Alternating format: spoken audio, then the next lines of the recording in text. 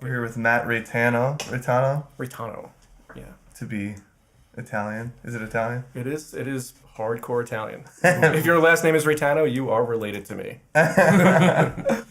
Oyster Brine's records. So, Oyster Brine, where did Oyster Brines come from? Ooh, yeah. Diving in. I wish I had a good story for that. I really don't. When I was a kid, I developed some weird fascination with oysters, I think because my dad used to eat weird foods, and he would have a lot of fun having me eat weird foods. So You grew up in Long Island? Long Island, New York, yeah, suburbs of New York City, and oysters are one of the only foods that people eat that people typically eat in the States anyway that they consume live. And at some point, as I got older, I thought it was that's a really weird thing, and it just kind of got stuck in my head. When I was in grunge bands in the 90s and stuff, I'd written all these songs about oysters, and it just became a thing with me. Oysters just kind of got stuck, Yeah, seafood's really big in the Northeast, right? For sure. It's huge. Yeah, and off Long Island, people, used to clam a lot. They would go, take their boats out and just dig up clams all the time and just eat them right there. It was good stuff. The oyster beds, unfortunately, got kind of decimated in the 70s at some point, and they're just starting to bring them back now. And they're actually super important because they kind of do a lot of filtration for the water. So the reason that you can't go swimming in East River right now, is because they decimated all the oyster beds around Manhattan. And they used to do a great job of kind of cleaning out whatever gunk was in there. It just doesn't happen anymore. They just decimated it by eating them and fishing them? Over farming. Crazy. Yeah. There was no regulation, no control, and in the 70s, people didn't care about the environment, apparently. At least not in New York. The only time I'm scared of fish a little bit. The only time I've really eaten oysters is New Orleans. They cook them right there, and then they put this weird, I think it's Parmesan cheese or something They do a lot of breading and stuffing. They do a lot of different kinds of things down there. Amazing though, and I hate the idea of them, but it was so good. They can be great. Like Gulf oysters, I don't like as much. I mean, they tend to not do a great job. New Orleans is just the kind of city where they're just we just pulled this out of the water and now here, eat it. Yeah. Oysters are kind of disgusting though. They're covered in dirt and sand and gook and barnacles and kelp and Pretty all this much stuff. every bite you get a mouthful of sand. Yeah, which is not my ideal meal in most cases. Kind of like a snot in a shell that someone found at the bottom of the ocean and decided to eat it. Yeah, and then covered with dirt and goo. And so those guys I take you do a ton of horseradish and Tabasco sauce and all that kind of stuff. So you just don't even know what's going on. It just slides down your gullet. And okay, cool. I just did a shooter of something. Yeah, I've never the oyster shots. I refuse to do it. Peer pressure will not work on me for that. I won't do that. It's disgusting. I love that stuff. I'm a big fan. I can't help it. It's fun. So you're from New York. How about you explain to the listeners how you transitioned from living into New York, from New York to Portland, Oregon? East Coast to West Coast. Yeah, I was Transplant.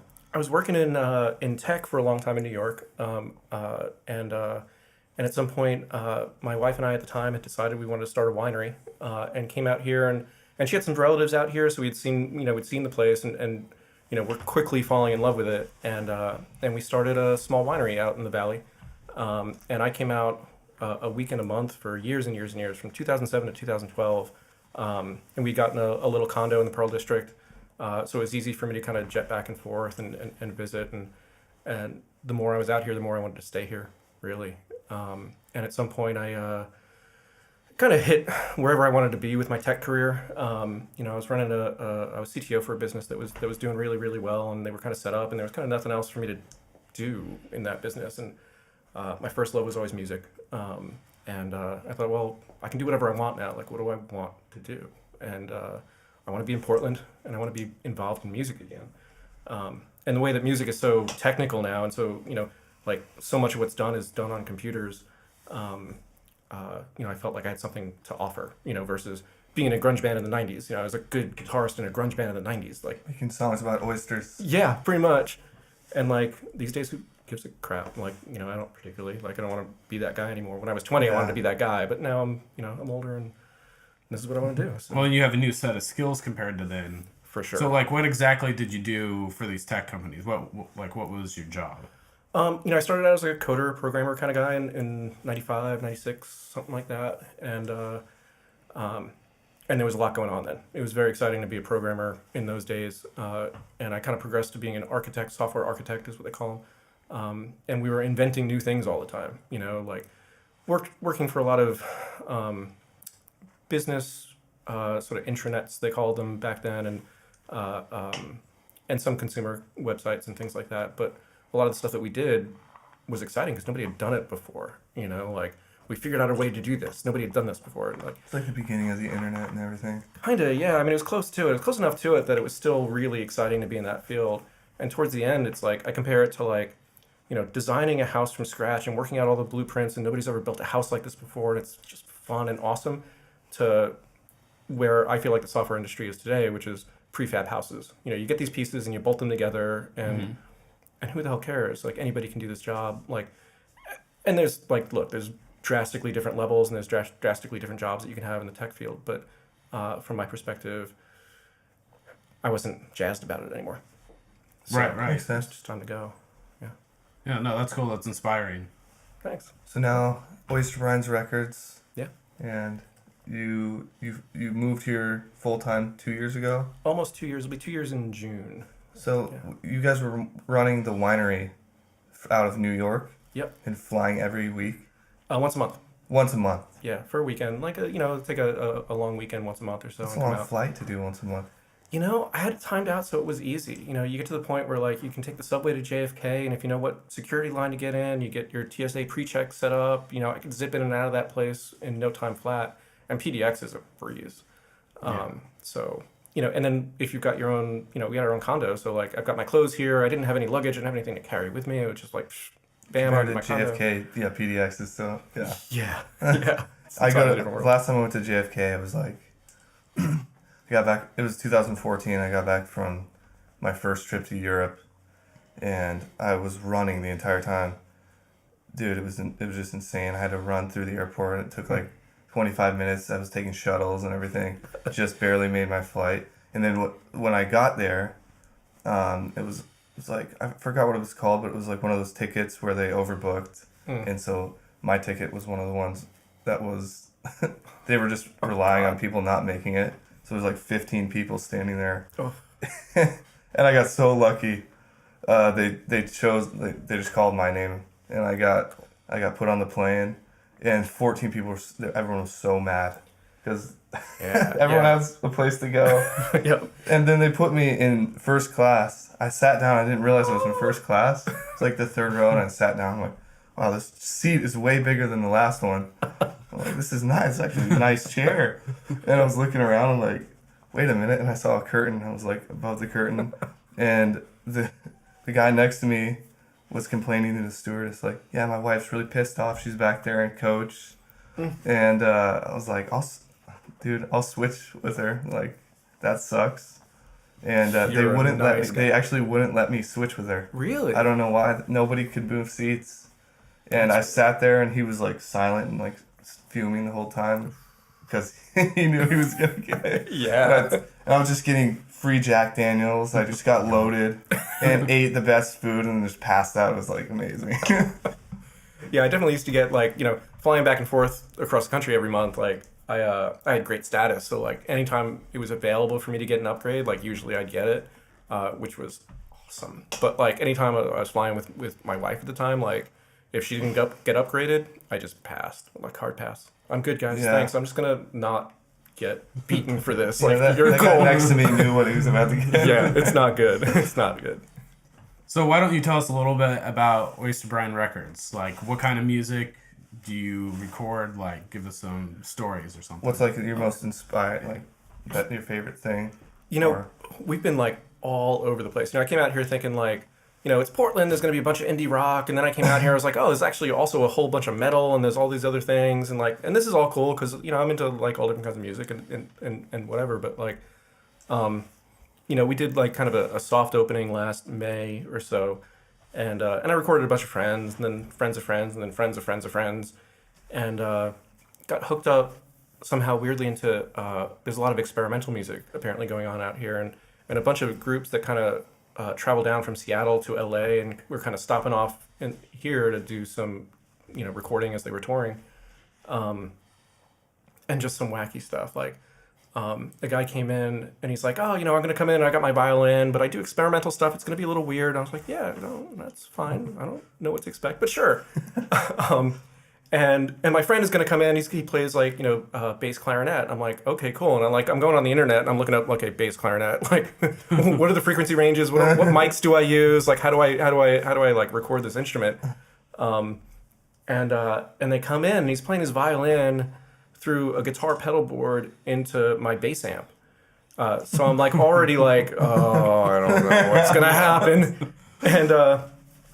And they do like a 12-minute like jazz odyssey of like this droning. They're basically playing the same note, but like squealing and squeaking and doing all this crazy stuff the whole time. And I'm like, I don't know if this is sounding right because I have no idea what this is supposed to be. Insane. But I was like, all right, cool. And we got through like a couple of tracks like that, and I'm like, fine.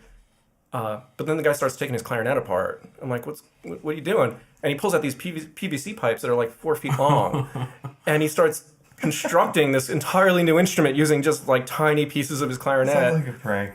Yeah, We got a YouTube video. he like and this is like a serious dude. Like this is like a serious experimental artist, right? And he's like, I think spent like the last 6 months doing a residency somewhere in Brooklyn, where he was like teaching other people how to create this instrument. Yeah. Okay, so it's just coincidence? Yeah, Cool. just random that. But I went up to him and I'm like, dude, so cool, but how do I mic this? Like, where's the sound going to come from? It's like, well, mostly the sound comes from down here, except when it comes from up here. And then if I put my fist in the piping here, it's going to pop out on this other side over here. But sometimes when I do that, I put a flute in there, and then it's going to... And I'm just looking at him like... Sounds perverted. He's like fisting his clarinet. I don't know. Like, I was like, all right, I'm just going to put a mic here and just kind of try to point towards it where the sound is. I don't know. And I just How did that turn out? It actually turned out great. I like, thank God. I was like kind of shitting myself because these guys were clearly like just creating music on the spot and clearly like doing something that this was a one-time event. That these guys were together in the same room, and I really wanted it to be killer. And it was one of my first sessions.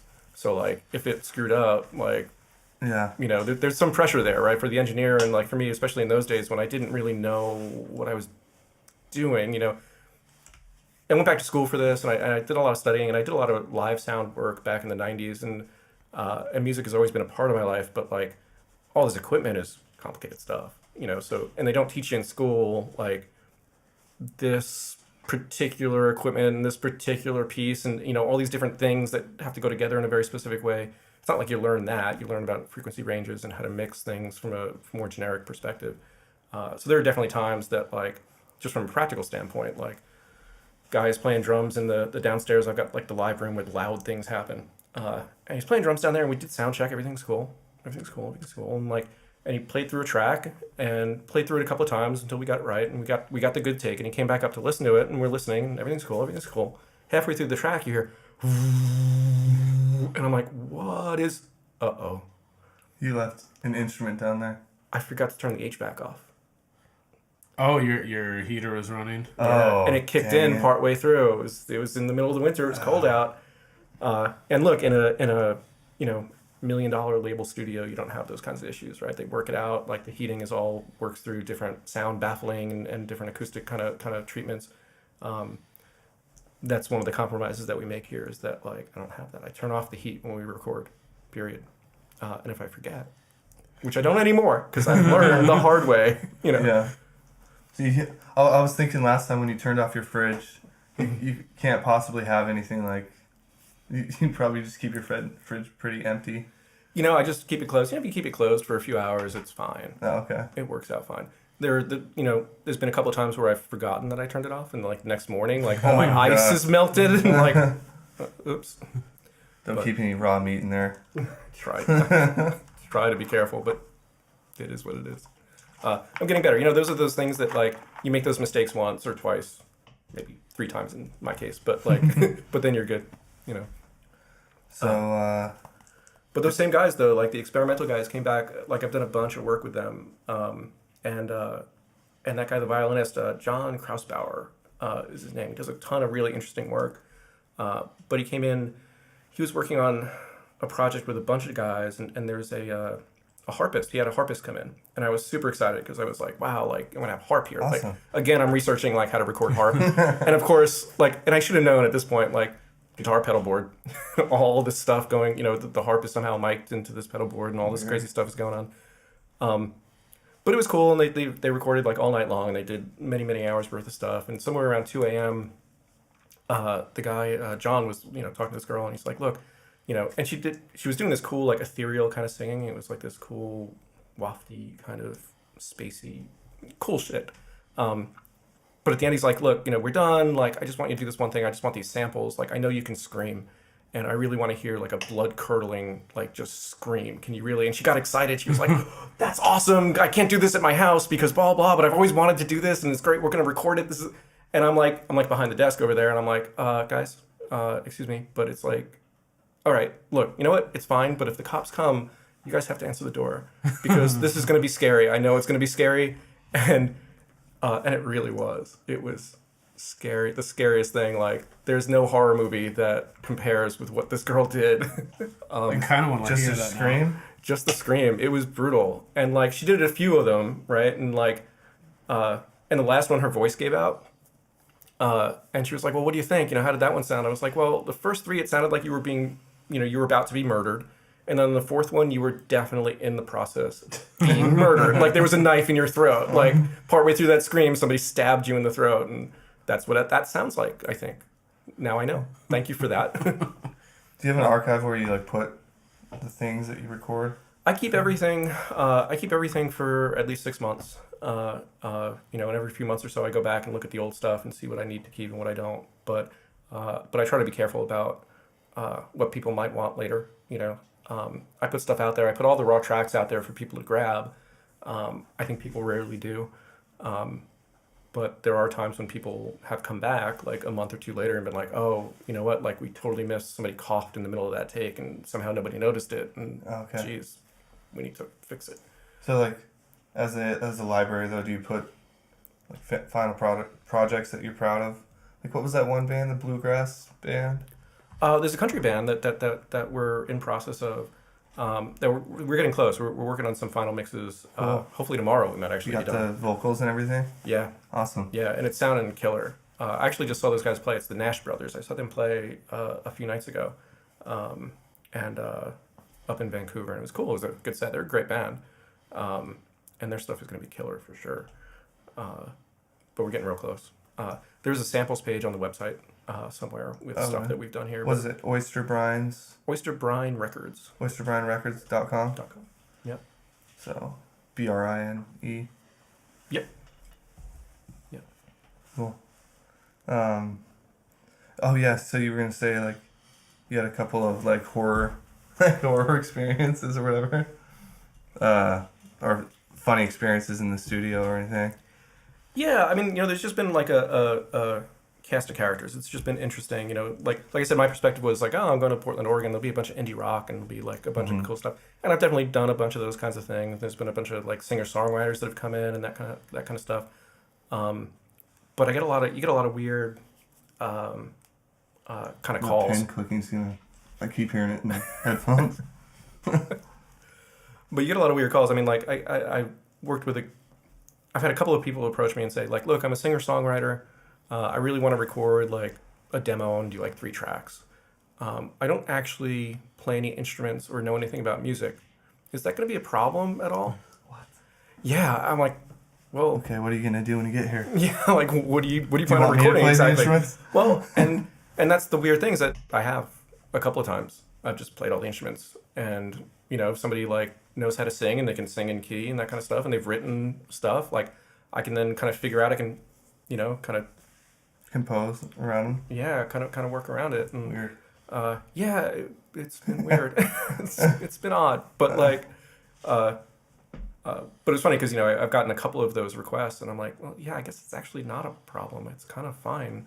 If you don't want to spend the time, while we kind of work out, all these things, then sure, why not? And you have like me and Jabez coming in here and trying to figure out how to be in the studio. Yeah. Well, and like you guys were great, but like I can say that I've had a different. There was a hip hop artist who was in here at some point who we'd worked together. We did something like 6 sessions, and they were long sessions. They were like, not long. They were like 4-hour sessions.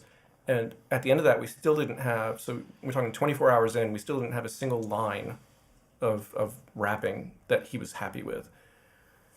And we just gotten to the point where I think so here's the thing. He would generally come in with his buddy, and they would work a little bit, and he'd be like, oh, I'm not in the right headspace. I'm like, cool, so what do you need to do to get in the right headspace? And the answer was bong hits. So I'm like, oh, okay, well, if that's your thing, man, just go for it. So they immediately went out to the street, and I was like, no, maybe not in front of my house, and go out in the backyard. So I think that first time they did bong hits in the backyard for like a half hour and came back in like just super stoned and like couldn't do anything. It was like, well, that's not better. That's not the right headspace, or maybe your head is in the right space, but your voice is not. And we went through different iterations of like, well, but like here are the auto-tune settings that Drake used on this track, and they're showing me stuff from the internet, and I'm like, okay. But he actually sang. Yeah, I was rapped. like, I had to explain like, okay, you're not going to sound like Drake though, right? I have this exact program, I can set these things up exactly this way, but you're not. It will not come out Drake. It will not happen. And then we had a long talk about the difference between rapping and singing, and we did a bunch of coaching over the course of that last session, and he actually got meaningfully better. But in the end, I gave him his deposit back and said, look, take this money and get some vocal lessons, get a coach. Yeah. Like, this isn't a rehearsal studio. Like, and that sucked, because I want to help out. One of the reasons I got into this was because when I was a kid and I was recording for my first time, it was like high pressure and it's a crazy environment. You feel like you're putting everything into this and you just want it to be good, and the stress and the craziness that's involved is really intense for people who are into the art that they're trying to make. And being able to help people like that out is meaningful to me, but they were dumping their bong water in the backyard where my dog goes, and that was just getting to be a little too much, and we weren't getting anywhere, and like, it just wasn't, I don't really want to. They were treating it like their living room, their time. And I want people to be comfortable here and treat it like their living room. But get stuff done. Yeah, but also work, also get work done. We weren't getting any work done. There's some weird habits I've seen, like local rappers, and musicians, everybody. People, it's so weird. I have a couple of examples, but won't say them. They record like a half-assed song in their living room. They don't know how to be a producer. And they really don't really know how to write a good melody or how to structure a song, right, or anything. And then they put it online. They vomit it online with no marketing skills or anything. And use like maybe Facebook and SoundCloud. And these people do this year after year after year after year and expect to get somewhere. And they have the plan, like you have to start at square one, and people are skipping steps and just shitting their art online. Right. It's interesting to me, like, and I haven't worked with a lot of hip hop artists or rappers but it's, the barrier to entry there is just different than it is for most other kinds of music, and I think as a result, people believe that the barrier to entry is even lower than what it actually is. They believe that they can just kind of like get up there with the right attitude and just do it, and somehow it's going to be, it's going to make them a millionaire. And it doesn't really work that way. There is real work to be put in. There is real training to be done, and I think that there are exceptions to that. I think there's probably a bunch of artists who like have very little training and just have attitude, and somehow it works for them. Like Trinidad James from Atlanta. Yeah. I have a god cousin. I call him my god cousin because it's my uncle's godson. But his friend had a studio in Atlanta. That's where he grew up. And Trinidad James went and recorded his first album in there. And then All Gold Everything was his like hit. And then he became famous, and he started being a rapper 6 months before. And that's one of those things, but right. I don't know. It just has to, I don't know. Drake, you have to be around the right people as well. Drake didn't happen that way, I'm sure. No. Yeah. working for a long time. Yeah. Yeah. To be able to sing in the rap hard like that. Yeah. Yeah. Drake is undeniably like the top. He's a talented dude, man. And he clearly works at what he does. Like, that doesn't just happen. Everyone wants to be like Drake now. Just a Jimmy in a wheelchair from, Degrassi. Oh, that's how he started. Like, he was an actor in that show. Okay, I didn't And even his know. name was Jimmy, and I don't know, I never watched it, but there were a lot of memes about it. Yeah, I'm out of touch with, like, that whole, culture and, like hip-hop music in general is just not... Yeah. It's not particularly what I'm into. I've been trying to do more. It's funny, like, I was talking with the guy... one of the guys in the Nash Brothers had a studio, like a similar kind of studio, years and years ago, and he and I were talking last time they were in about like mixing and genres and stuff like that, and we're talking, we're kind of fine tuning some of the mixes and talking about how country music is mixed versus rock music, and that band is very much, when I hear them, I hear Southern rock, I hear Skinner, I hear the Allman Brothers, I hear There's all a these hint things. of country, but it's not Kind of like it's going not- back to the roots, like Yeah. back to what country Yeah. was before it became about drinking cheap beer and driving trucks and dirt roads. But even before that, there was Johnny Cash, like, and he had some great perspective because he's been doing country for a really long time, and he was talking about the relationship between the drums and the bass and how it's different in country than it is in standard rock music, and his perspective was that back in the day, drums were not a thing in country music. You couldn't play the Grand Ole Opry and have a drum kit. Like, that was just not what you did. So you could listen to Johnny Cash Walk the Line. There's no drums. There's no percussion. There's like, he stuck a playing card in his strings, and he'd kind of like, whack at it as he was playing. And as a result, the way that drums have kind of evolved and the way that country mixes have evolved is just different than rock music. And even different than something like the Allman Brothers or Skinner. I don't know where I was going with that story, but I don't know. I thought it was interesting. I was talking about different genres. So he was talking about, like, when he was in a studio back in the 80s or something like that, like having to mix a lot of death metal. And he's like, so these guys are like, "Rah!" And I just fucking hate this shit. But I've got to learn how to do it the right way. And, and here are the differences between this genre and standard metal or, 70s rock or what have you. And hip hop's the same way. Hip hop is a little bit more obvious to me. Kind of the way that you mix it is not incredibly nuanced or complicated in my mind, anyway. Hopefully, I'm not wrong about that. But with country music, there are some things that are just kind of like subtle. The vocals are way out there in a way that kind of makes my ears hurt.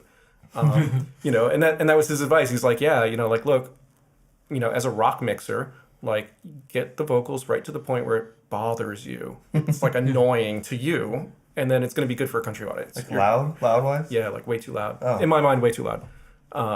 But it is important to get those mixes right for each genre, because if somebody's in their car and they're listening to song after song after song of the same kind of thing that they like, and then your thing stands out, it's not Probably always not a gonna good be thing. good. Yeah, it's probably not for the best. It's crazy how much I've noticed that the mix and the mastering and everything matters as much as recording it the right way.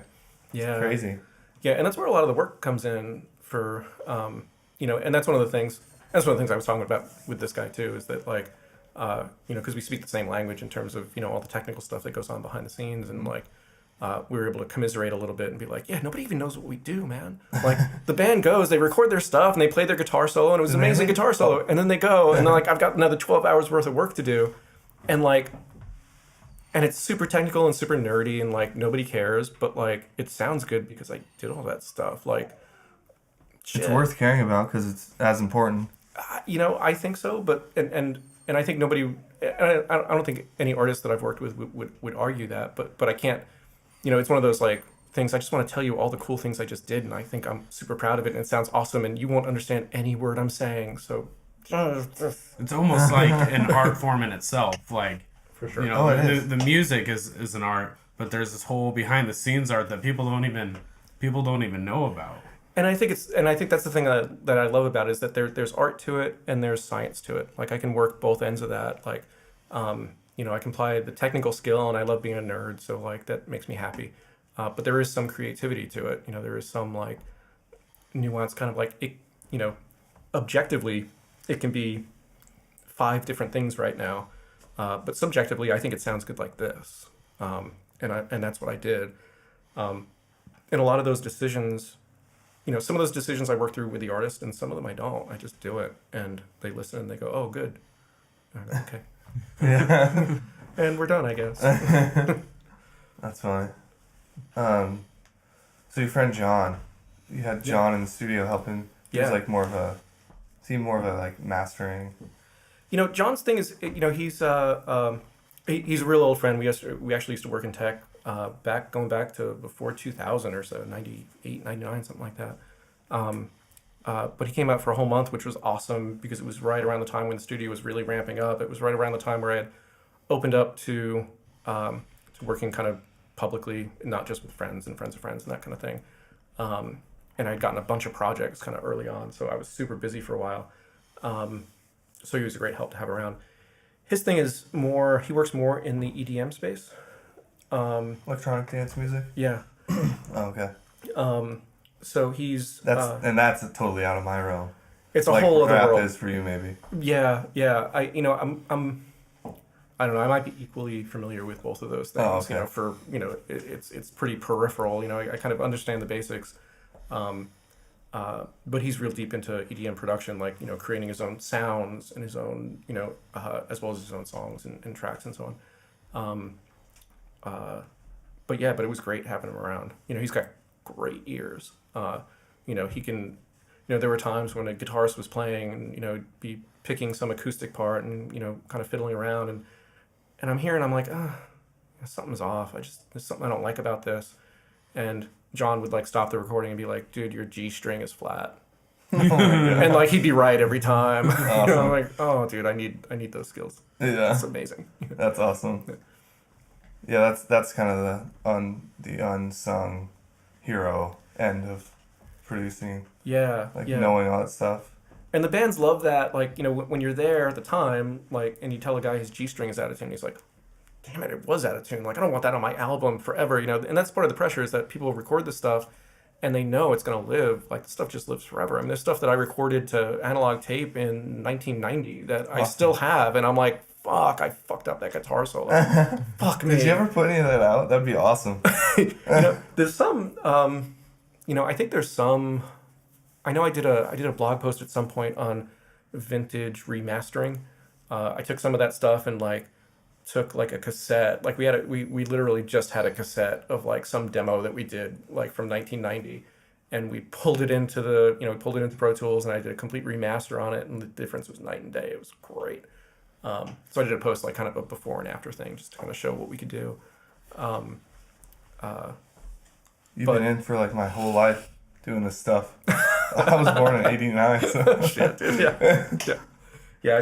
I picked up guitar in high school. I picked up guitar in high school as a high school freshman because, my initial thinking was, and it was very calculated, was like, you know what? Like, I really like girls, and I need something. I need a hook here. Like, how is any girl ever going to date me? And then I picked it up and I got super obsessed with it, and it really became my first love and all those great things. But it actually also really worked really well for girls too. So like, just everything worked out. Yeah, I'm a producer. Oh, that's funny. We write a skit off of that. Sitting in a bar. Sure. Hey, I'm a producer. Yeah. Fuck off, creep. I think in high school I used to tell girls I could play harmonica really well. And that never worked. Is that no. like code for cunnilingus? It wasn't even. I could actually play harmonica really pretty well. I just thought they should be impressed by that. But yeah, no. That's funny. Not a thing. No. But you said you were playing grunge back then, right? Yeah. That was a really big movement on the West Coast, like in Seattle especially. So was it pretty big in New York too back then? Oh, for sure. I mean, I remember like a guy bringing like we were playing rehearsal at some point with this band I was in. The guy bringing in Nirvana Bleach, like when a little while after that came out, and we listened. And we were like oh yeah, it's like punk, whatever. Wait, no, fuck. This is amazing. And it was like the best thing we'd ever heard. I was at that age where it was just like, it just hit me in exactly the right way and exactly the right time. And when Pearl Jam hit and Nevermind came out and Alice in Chains would like it was my whole world for a long time. That was like the era before me and Lonnie, kind of. Yeah, probably a little bit. Yeah. Yeah, we got on like the tail end of punk scene, I guess. But Yeah. See, like when that stuff went out, when like, and that's when I, my love affair with music took a little bit of a wrong turn, because when grunge kind of got taken over by the major labels and things got kind of diluted by pop music, it it just, I was dying inside. It's like, oh, the world is over. Like, and I was still a kid, so it was just like that kind of like thing that only a 24-year-old kid can feel. Like, oh, the world is over and I hate everything and you all suck and you've taken my music and it's mine and fuck you. And So what do you think of the radio now? It's way worse now, in my opinion. oh, I haven't listened to the radio in a billion years. the But radio's dying anyways. Yeah. I mean, what even is it? it's a matter of time. It's they play it at grocery stores and that's about it. I listen to KEXP sometimes, streaming. Like, I listen to that. Like, I like indie rock still, and like all that stuff is, I wouldn't say that any of it's like groundbreaking to me anyway. But I think there are things that I hear, there are bands that I hear sometimes that are still give me the chills, and that's one of the things that we tell people in the studio sometimes when they're singing something that's supposed to be really powerful and emotional. Like, they'll do it a couple of times, and it's very typical for a guy to try to sing something very precisely in the studio. This is gonna be on the album. I really want my pitch to be perfect. I want my timing to be perfect, and they lose all the feeling. It's just gone. So we do that, and then I'll let them do a couple of takes to kind of get warmed up, and they'll be like, all right, dude, look, we've got it. We're good. We definitely have this take. It's going to be amazing, and we can just go with this. But here's what I want you to do. Let's just do one more take and, like, pretend like you don't care about pitch and timing, but, like, what you really want is to give me goosebumps. You want me to, like, feel something. And without fail, that take is, like, fucking 10 times better than whatever they did before. It's and that's a good feeling for me. Like, I feel like I added something. It's cool. You're like a director, kind of. A little bit. You have to put on. It's tough from my chair because it is kind of a small studio. So like, I don't have like a producer versus. When John was here, I had free help, which was fantastic. Seems like he was helping a lot. A ton. When I'm here alone, I've got to be producer and mix engineer and recording engineer and and gopher. So it's a lot of hats that I'm wearing at the same time, and you can't listen for all those things at the same time. You really can't. So it helps to have an artist who knows kind of what's happening. Yeah, I mean, if you've got a pro dude who comes in and like one or two takes he's done and then it gets out, yeah, that's amazing. It doesn't happen that often. Yeah. More often than not, it's somebody's first or second time in the studio and they're stressing about different things. And sometimes I've worked with a couple of guys who are pro dudes who, for 30 years they've been playing piano, and he comes in and bam, bam, bam, bam, bam, like, oh, first take he's done, and like, oh, dude, that was great. That was the first take. He's like, yeah, and I just kind of wrote that part as I was going, so can we just listen to it back? And you listen to it back, and everything's perfect, and you're like, thank you. Just thank you. That's great. And then, I think a lot of times, what we were saying earlier, like, people come in, they just want to be Drake right away. Like, it's probably pretty common that people come in and then... like, it can be a waste of time, but like, they come in thinking, not knowing what they're doing, and then writing stuff in the studio, and it's kind of what me and Jabez were doing a little bit. A little bit, yeah. And some of that's cool. Like look, you guys are a pleasure to work with, so like to some extent, like we can do stuff like that. It's cool, and we want to be as efficient as possible, though, at the same time. At the same time, I understand totally. Yeah, but it's I try to kind of figure out, like, if something's going to be worth it in the end. Are we going to get there or aren't we? Is there an end in sight somewhere? And if so, and if it's just a matter of kind of bringing people along or letting them work it out to the point where they're good with it, then cool. Then let's do it, man. I'm all for it. And some of that is where I get the most sort of satisfaction from the job, is that, like, cool, when we started, the guys were here, and then we're done, and the track is like killer and exactly what they wanted it to be, and that feels great. Yeah, I feel like every session we learn a lot more about how to be efficient and how we are as artists, kind of. Yeah. How we need to do it, because we had a producer before, like I said, and we don't, it was just like and we were annoying. It was like such a but it wasn't like vibing anyway. So it's good to be here. Oyster Brines is great. Cool. So Cool. I like it. Thanks, man. This is like my 4th time here, I think. Yeah, sounds about right. Yeah, it's Cool. cool. But yeah. This is Oyster Brine. So you have anything you want to Yeah, something you want to plug, plug or you got the wine thing? Only in Oregon though. Yeah, only in Oregon. The wine thing needs time to. How many bottles of wine do you have? Are you sitting on?